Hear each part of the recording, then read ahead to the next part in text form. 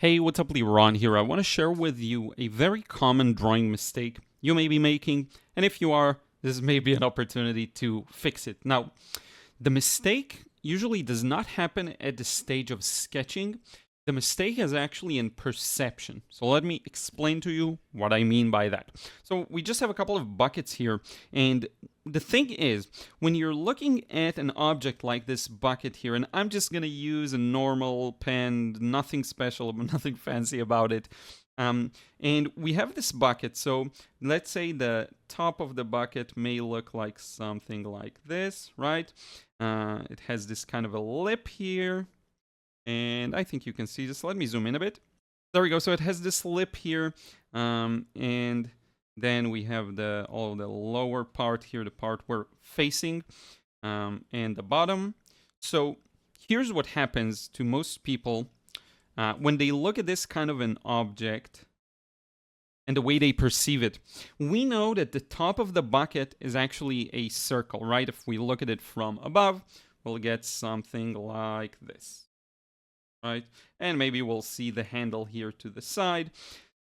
Because we know that, because of that knowledge, there is a tendency to turn it into what we know it is. This is something that happens on a subconscious level all the time. It happens to me too.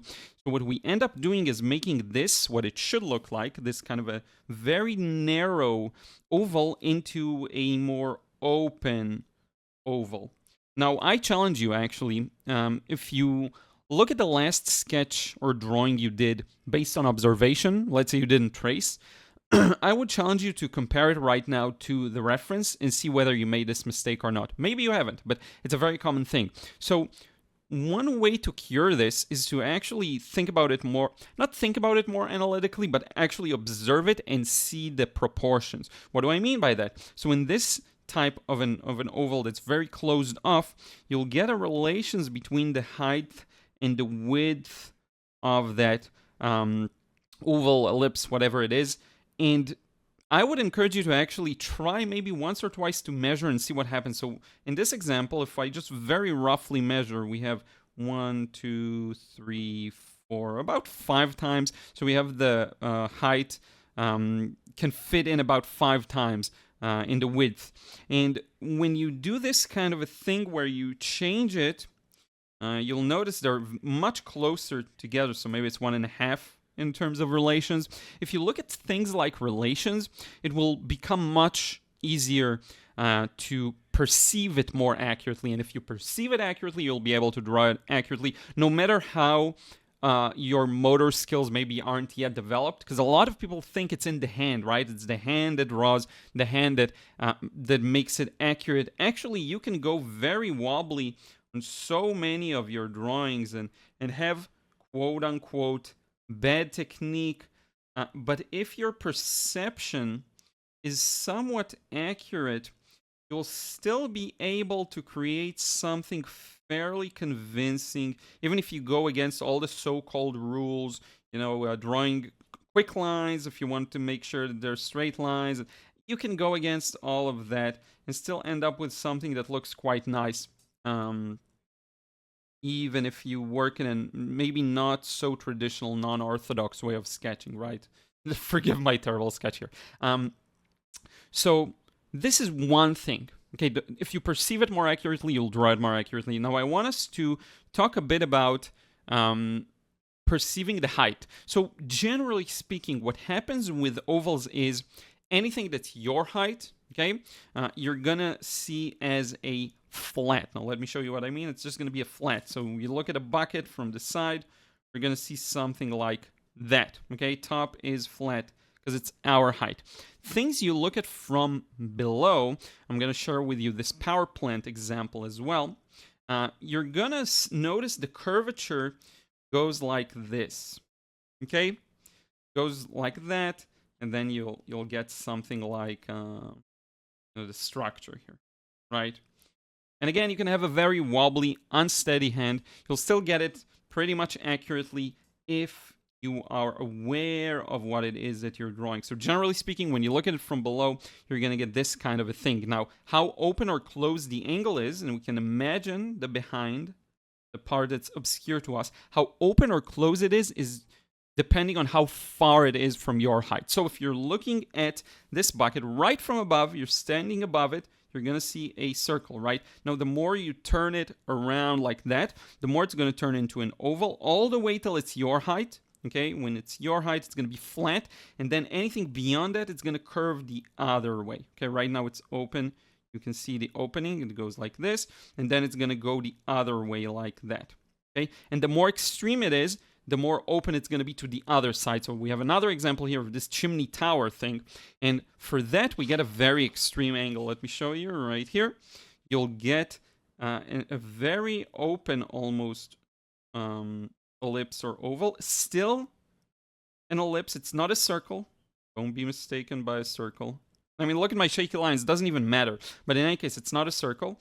And then you'll get this kind of an angle. A very extreme, or in this example, it's even more extreme, actually. It's going to be even more open, so we can just draw this thing, and then look at how extreme of an angle that is, because we're really looking at it from below.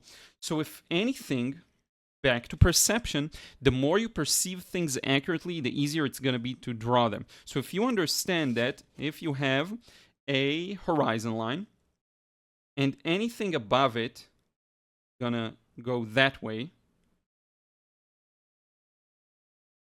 and everything below it, I'm gonna zoom out because you're not seeing the whole thing, and everything close to it is gonna be a closed oval. On it is gonna be flat. Under it is gonna rotate the other way, the other way, the other way. If you understand that, right, you'll better know how to draw the things you're looking at.